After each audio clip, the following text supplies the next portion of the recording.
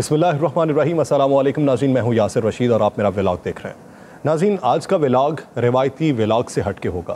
ہو سکتا ہے کہ بہت سے لوگ آج کے ولاگ سے صرف نظر کر لیں، ہو سکتا ہے کہ آپ روزمرہ کی بنیاد کے اوپر سیاسی تجزیے اور تبصرے سننے کے بعد اسے جو شیئر کرتے ہیں وہ آج نہ کریں، لیکن یہ موقع ایسا ہے کہ اس پہ بات کرنا بے حد ضروری ہے۔ پاکستان بھر میں اور دنیا بھر میں جشن عید میلاد النبی صلی اللہ علیہ وآلہ وسلم منایا جا رہا ہے اور ہم امت محمدی کا نعرہ لگاتے ہیں۔ ہم یہ بات کرتے ہیں کہ فلاح انسانیت کے لیے اقدامات اٹھانے چاہیے۔ ہر شخص یہ کہتا ہے کہ ریاست مدینہ کے اصولوں پر عمل پیرا ہونا چاہیے۔ ہم یہ بھی بات کرتے ہیں کہ اخوت و بھائی چارے کا پیغام عام کرنا چاہیے۔ ہم یہ بھی مانتے ہیں کہ رواداری کا پیغام ہی بہتری کی جانب ہمیں بڑھا سکتا ہے، لیکن ہم اس پر عمل پیرا نہیں ہوتے۔ ہماری زبان اور کردار یکسر مختلف ہوتے ہیں۔ رحمت سید لالاک پہ کامل ایمان، امت سید لالاک سے خوف آتا ہے۔ ہمارے جتنے بھی سیاستدان ہیں، روزمرہ کی بنیادوں پہ ان کے اقدامات کیا ہوتے ہیں؟ ایک دوسرے کو پکڑ لو، جیل میں ڈال دو، مقدمہ کر دو۔ ہم رواداری کا سبق نہیں سیکھتے، ہم معاف کرنا نہیں سیکھتے۔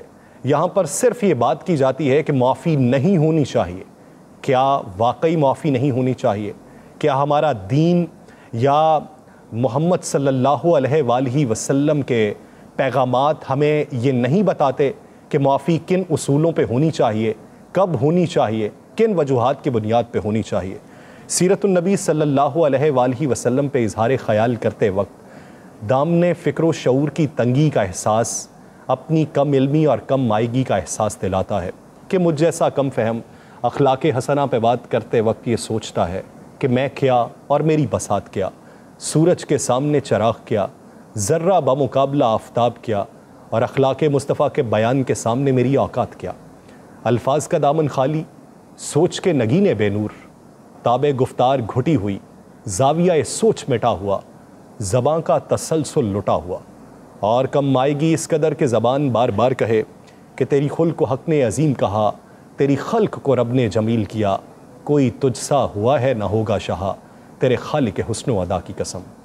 وہ لوگ جو امت محمدی کے پیروکار ہیں اور یہ کہتے ہیں کہ احتساب ہونا چاہیے، ہر موقع پہ ہونا چاہیے، اور کوئی بھی موقع ایسا نہیں ہونا چاہیے کہ جہاں پر مذاکرات کے ذریعے ماضی کو بھول جانا چاہیے، تو وہ یاد کیجئے فتح مکہ کا موقع کہ جب فاتحانہ انداز میں حضرت محمد صلی اللہ علیہ وآلہ وسلم کا لاؤ لشکر مکہ مکرمہ میں داخل ہوا، وہاں پر یہ بھی اعلان کیا جا سکتا تھا، پکڑو مشرکین کو اور ان کی گردنیں اڑا دو، پکڑو ان سب کو کہ جس نے ہمارے اوپر ظلم و ستم کے پہاڑ توڑ دیے، قید کر لو۔ لیکن اعلان ہوا کہ مجھ پر کوڑا پھینکنے والوں، جاؤ میں تجھے معاف کرتا ہوں، میرے حمزہ کا کلیجہ چبانے والوں، جاؤ میں تمہیں معاف کرتا ہوں۔ عام معافی کا اعلان کیا گیا اور لوگ جاک در جاک آپ کے قافلے میں شامل ہونا شروع ہو گئے۔ ناظرین، دین محمدی کے اندر بیشتر مواقع ایسے ہیں کہ جہاں سے آپ کو یہ سبق ملتا ہے کہ آگے بڑھنے کا راستہ جب آپ کو دکھائی نہ دے تو اس کے لیے دیگر راستے تلاش کیے جاتے ہیں۔ وہ دیگر راستے ماضی کے کارناموں کے اوپر، وہ چاہے آپ کے شاہانہ کارنامے ہوں یا آپ نے غلط اسلوب کی پیروی کی ہو، اس کو قطع نظر کرتے ہوئے آپ کو آگے بڑھنے کی جستجو کرنی چاہیے۔ مجھے وہ یاد ہے کہ ایک بڑھیا بارے گراں باندھے بیٹھی تھی، اس کا عزم تھا مکہ چھوڑنے کا، اسلام سے منہ موڑنے کا۔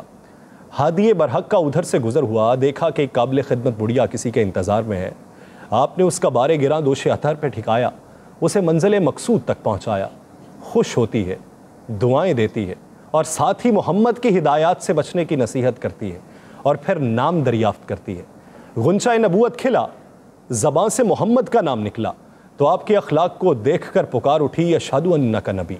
تو فضا میں یہ آواز گونجی کہ طوطیان خوشنوا کہتی تھی نعت مصطفیٰ، بالغ العلا بکمالہ، کمریاں بھی شوق میں ڈالے ہوئے سر طاق میں کہتی تھی اپنے ذوق میں، کشفت دجا بجمالہ، بلبلیں بھی کو بکو لے لے کے ہر ایک گل کی بو، کرتی تھی چرچا چار سو، حسنت جمیع خصالہ، چڑیوں کے سن کے چہچہے، انسان بھلا کیوں چپ رہے، لازم ہے اس پہ یہ کہے، صلو علیہ وآلہ۔ ناظرین، ہمیں فلاحی ریاست کی طرف بھی بڑھنا ہے، ہمیں مدینہ کی ریاست کے اصولوں پر گامزن بھی ہونا ہے، ہمیں انصار مدینہ کی اخوت و بھائی چارے کا پیغام بھی عام کرنا ہے، لیکن اس سے پہلے اپنے کردار کو بہتر کرنا ہے۔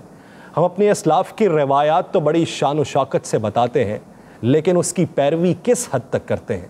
شکوہ بھی خدا سے خوب کرتے ہیں، یہ دنیاوی بادشاہوں سے بھی ہم شکوہ کرتے ہیں، لیکن آپ سوچئے کہ کبھی اپنے گریبان میں جھانک کر اپنے کردار پر ایک نظر ڈالی ہے کہ شکوہ تو ہم یہ کرتے رہے کہ صفائے دہر سے باطل کو مٹایا ہم نے، نوع انسان کو غلامی سے چھڑایا ہم نے، تیرے کعبے کو جبینوں سے بسایا ہم نے، تیرے قرآن کو سینوں سے لگایا ہم نے، پھر بھی ہم سے یہ گلہ ہے کہ وفادار نہیں، ہم وفادار نہیں، تو بھی تو دلدار نہیں۔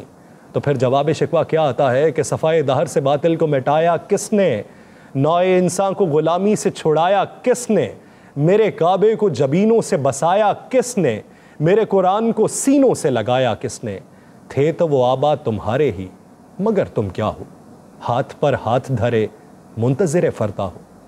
ہمیں ان گروہوں میں بٹا ہوا نہیں ہونا چاہیے۔ سیاسی وابستگی اپنی جگہ، دین سے وابستگی اپنی جگہ پہ ہونی چاہیے۔ دین سے وابستگی کو دیکھتے ہوئے آپ کو سیاسی وابستگی بنانی چاہیے۔ اپنے مخالف کو اس حد تک زد و کوب کا نشانہ نہیں بنانا چاہیے کہ اس کا مستقبل ہی آپ ختم کر دیں، چاہے وہ کسی بھی پارٹی سے ہو۔ میں یہاں پہ آج کسی بھی پارٹی کا ذکر نہیں کرنا چاہتا، میں کسی کی بھی شان و شوکت، جاہ و حشمت کے قصیدے بیان نہیں کرنا چاہتا، میں کسی کی بھی پاکیزگی کی سند نہیں دینا چاہتا، اور کسی کے اوپر غلاظت نہیں اچھالنا چاہتا۔ کہ آج کا دن وہ ایسا ہے کہ جب آپ آقائے دو جہاں کا ذکر کریں اور ان کی روایات پر عمل کریں، ان کی حدیثوں کو پڑھیں، پرکھیں، مستقبل کی حکمت عملی ترتیب دیں، تو آپ کی زندگی کے اسلوب بہتر ہو سکتے ہیں، یہ دل کی کالک دھل سکتی ہے، یہ گندے کردار اجلے ہو سکتے ہیں، آپ دوسرے کو قبول بھی کر سکتے ہیں اور معافی کا اشارہ کر کے بہتری کا راستہ بھی نکال سکتے ہیں۔ دل پہ کنجی ہر وقت نہیں پڑی رہتی، کبھی نہ کبھی وہ کنجی کھل بھی جاتی ہے، معافی بھی ہو جاتی ہے، اور معافی ہونے کے بعد بہتری کے اسلوب بھی سیکھے جا سکتے ہیں۔ آگے بڑھنے کا راستہ ڈھونڈیے، لیکن اس کے لیے اپنے قافلے کو بڑا کیجیے۔ قافلہ بڑا کرتے جائیں گے، رہنما بھی ملتے جائیں گے اور پیروکار بھی ملتے جائیں گے، لیکن جب ایک جگہ آپ خود کو محدود کر لیتے ہیں، سیاست بھی تنگ ہوتی ہے، دین کو بھی شدت پسندی کی طرف لے جاتے ہیں، اور اس کے اثرات ملکی معیشت پہ بھی پڑتے ہیں۔ تمام اسلوبوں کو مد نظر رکھتے ہوئے بہتری کا فیصلہ کرنا چاہیے۔ رائے سے اختلاف ہو تو کمنٹ سیکشن میں بتائیے۔ مجھے دیجیے اجازت، اللہ نگہبان۔